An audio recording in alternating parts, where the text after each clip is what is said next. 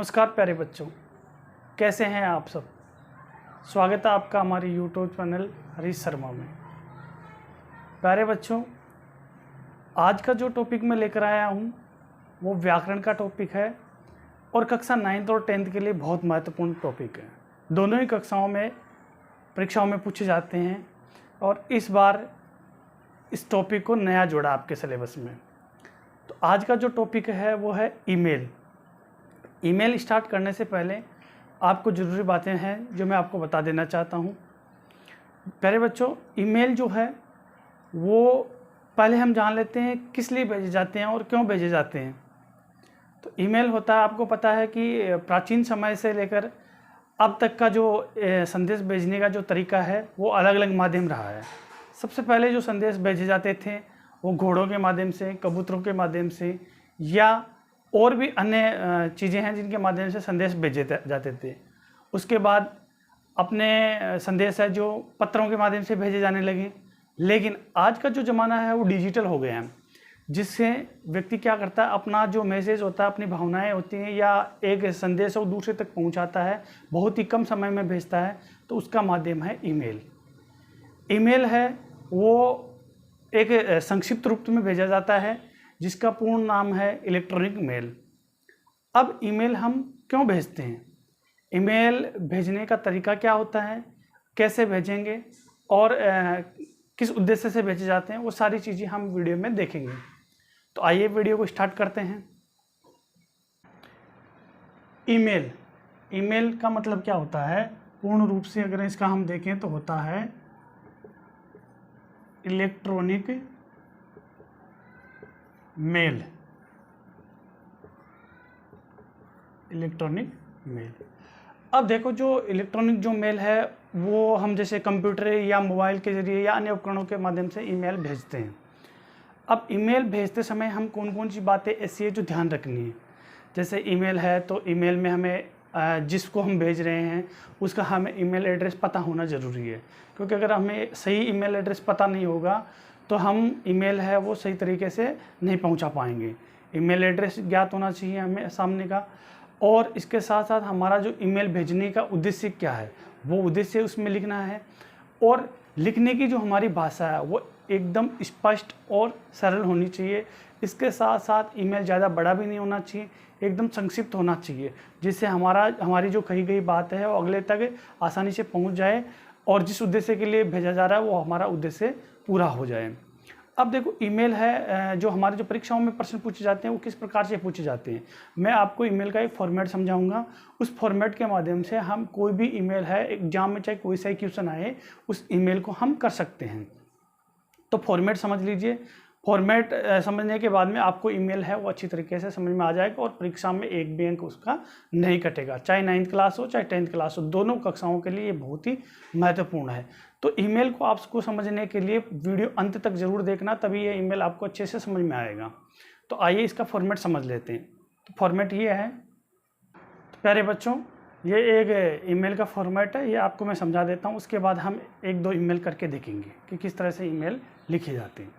तो सबसे पहले ईमेल हम भेजते हैं, आपको पता है ईमेल भेजते हैं तो ईमेल भेजने के लिए हमें किसकी आवश्यकता होती है, ईमेल आईडी की आवश्यकता होती है। तो देखिए, सबसे पहले आएगा टू, यानी हम जिसको भेज रहे हैं। आगे इस जो अगर क्वेश्चन पेपर में दिया आ जाए, किसी का नाम दिया आ जाए तो इसमें यूज़र नेम आ जाएगा और आगे @gmail.com है, ये डोमेन नेम है, वही तो सब में आएगा। और इससे पहले यूज़र नेम, अगर किसी का नाम है ईमेल आईडी में, जैसे मान लीजिए हरीश शर्मा @gmail.com है, या मान लीजिए अगर स्कूल में भेज रहे हैं तो प्रिंसिपल @gmail.com है। ऐसे कोई भी अन्य उदाहरण हो सकते हैं। इसके बाद में आता है कि हम जिस व्यक्ति के पास ईमेल भेज रहे हैं उसके साथ साथ हम किसको और भेज रहे हैं। कार्बन कॉपी एक के साथ हम अन्य को भेज सकते हैं ना, तो इसमें और आईडी हम लिख सकते हैं कि इसके अलावा हम किसको भेज रहे हैं। तो इसमें कार्बन कॉपी में आ जाएगी आगे @gmail.com। उसके बाद में आएगा सब्जेक्ट। सब्जेक्ट का मतलब आप जैसे आप पत्र लिखते हो सेम वैसा ही तरीका, वैसा ही फॉर्मेट है जैसा हम पत्र लेकर लिखते आए हैं।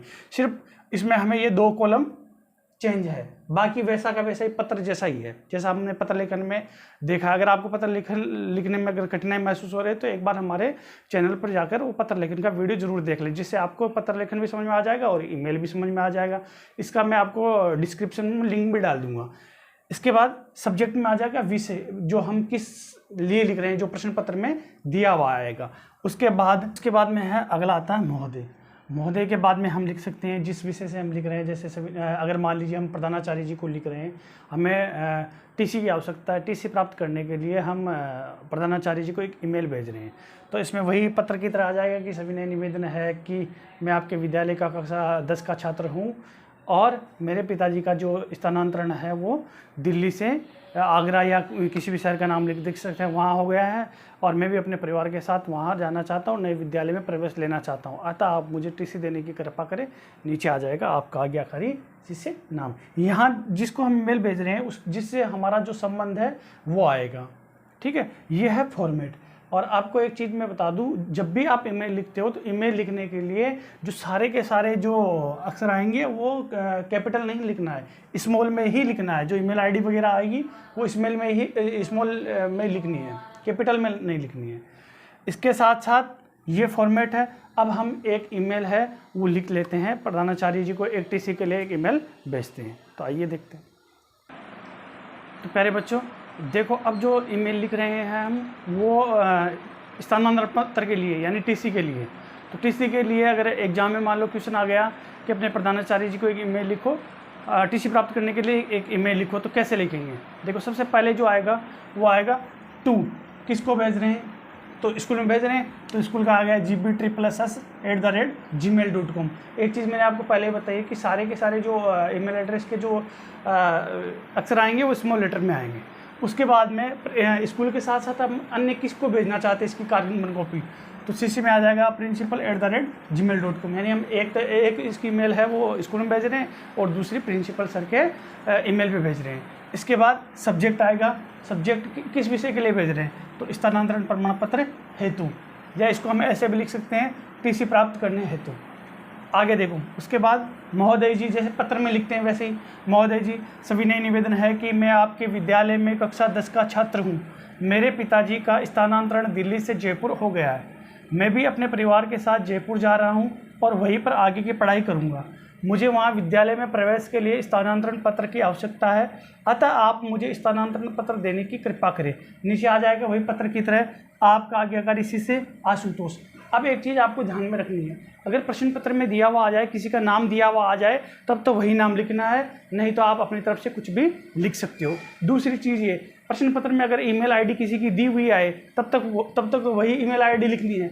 अगर नहीं दी हुई आती है तो आप अपनी तरफ से बनाकर भी लिख सकते हो, लेकिन उससे रिलेटेड होनी चाहिए, प्रश्न पत्र में जिसको भेज रहे हैं उससे रिलेटेड होनी चाहिए। ये 2-3 बातें हैं जो आपको ध्यान में रखनी है। इसके साथ साथ जैसे 2 का सीसी का सब्जेक्ट का, ये आपको इंग्लिश में ही लिखना है, आगे है वो ईमेल है वो हिंदी में लिखना है। इस तरह की आपको छोटी छोटी चीज़ें हैं वो ध्यान में रखनी। आपको पता होगा, आपने बहुत सारे ईमेल आप भेजते भी रहते हो, आप सब मोबाइल का यूज करते हो, आपको पता है ईमेल कैसे भेजते हैं। सबसे ऊपर फ्रॉम का भी ऑप्शन आता है। फ्रॉम का मतलब जिस आईडी से हम भेज रहे हैं, लेकिन उसकी लिखने की आपको कोई आवश्यकता नहीं है। लेकिन अगर प्रश्न पत्र में ये दिया हुआ आ जाए कि आप अपने आप को कोई नाम दिया जाए, जैसे आप अपने आप को आशुतोष मानते हुए अपने प्रधानाचार्य जी को स्थानांतरण पत्र प्राप्त करने के लिए एक ईमेल भेजो, तो आप फ्रॉम में अपनी आईडी लिख सकते हो, लेकिन वो नेसेसरी अनिवार्य नहीं है। आप चाहो तो लिख सकते हो, नहीं चाहो तो कोई ज़रूरत नहीं है। अब देखो, ईमेल है, ईमेल इसी तरह से लिखना है। अब चाहे वो प्रधानाचार्य जी को लिखवाए या फिर कहीं भी लिखवाए, जैसे मान लीजिए अगर आपने देखा हो कि दिल्ली मेट्रो में किसी का, मान लीजिए अगर किसी का पर्स चोरी हो गया है और वही के स्टाफ ने, कर्मचारी ने चोरी करने वाले से पर्स लेकर जिसका चोरी हुआ उसको तुरंत लौटाया, तो आप उसको धन्यवाद ज्ञापन करने के लिए भी ईमेल भेज सकते हो। तो उसमें बस ईमेल आईडी चेंज करनी है और सेम वैसे ही लिखना है। तो इस तरह से हम ईमेल लिख सकते हैं। बच्चों, प्रधानाचार्य जी के अलावा आपको मैं एक ईमेल और लिख कर दिखा देता हूं, जिससे आपका जो ईमेल का कंसेप्ट है वो पूरी तरह से तैयार हो जाएगा। एक, हम मोहल्ले में मान लीजिए गंदगी बहुत ज़्यादा फैल गई है, उसके बारे में हम नगर निगम को एक ईमेल भेजते हैं। तो एक ईमेल और देख लीजिए। आइए प्यारे बच्चों, नगर निगम में हम भेज रहे हैं सफाई कर्मचारी को, जो सफाई नहीं हो रही है हमारे मोहल्ले में, इसके लिए। तो कैसे ईमेल भेजेंगे, देखो। 2 में आएगा nagarnigam@gmail.com, यानी हम नगर निगम को भेज रहे हैं। उसके साथ साथ एक को भी किसको भेज रहे हैं, helpdesk@gmail.com। फिर सब्जेक्ट आ जाए, सब्जेक्ट में क्या आ जाएगा, मोहल्ले की सफाई के संबंध में, क्योंकि हम सफाई के लिए भेज रहे हैं। फिर आगे महोदय जी, इस ईमेल के माध्यम से मैं आपका ध्यान अपने क्षेत्र न्यू कुंडली की ओर आकर्षित करना चाहता हूं। इस क्षेत्र में सफाई कर्मचारी अपने कर्तव्य का पालन नहीं कर रहे हैं। जगह जगह पर कूड़े के ढेर लगे हुए हैं। मोहल्ले का वातावरण दूषित हो गया है। चारों तरफ मच्छर पनप रहे हैं, जिससे डेंगू मलेरिया जैसी बीमारियां फैल रही है। अतः आपसे निवेदन है कि आप जल्द ही मोहल्ले का निरीक्षण करके उचित कार्रवाई करें। बहुधी में आ जाएगा समस्त मोहल्ले वासी न्यू कुंडली। अब देखो, हम जो ईमेल ये लिख रहे हैं, इसमें हम अपनी तरफ से शब्दों का परिवर्तन कर सकते हैं, चेंजेस कर सकते हैं। जितना आपको आसान लगे, जितना आसान शब्दों में लिखोगे, उतना ही ज़्यादा सही रहेगा। तो इस तरह से हम ईमेल है वो लिख सकते हैं।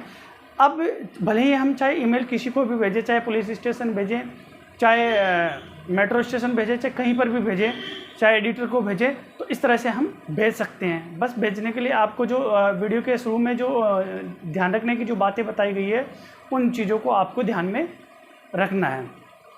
आशा करता हूँ प्यारे बच्चों, आपको ये ईमेल का वीडियो बहुत पसंद आया होगा और अब आज के बाद आपके नंबर ईमेल में नहीं कटेंगे।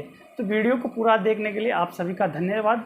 और अभी तक आपने हमारे चैनल को सब्सक्राइब नहीं किया है तो जल्द ही सब्सक्राइब कर ले, जिससे आने वाले वीडियो की नोटिफिकेशन है वो आप तक पहुंचेंगे और हिंदी व्याकरण के जो टॉपिक्स है वो आप आसानी से सीख पाएंगे। अगर आपको हिंदी व्याकरण के टॉपिक्स में कहीं पर भी कठिनाई हो रही है या कोई भी टॉपिक सीखना है, तो हमारे कमेंट बॉक्स में आप टॉपिक का नाम डाल सकते हो। उसके बाद उस सब्जेक्ट का जो वीडियो है वो अपलोड कर दिया जाएगा। आप सभी का बहुत बहुत फिर से धन्यवाद। जय हिंद, जय भारत।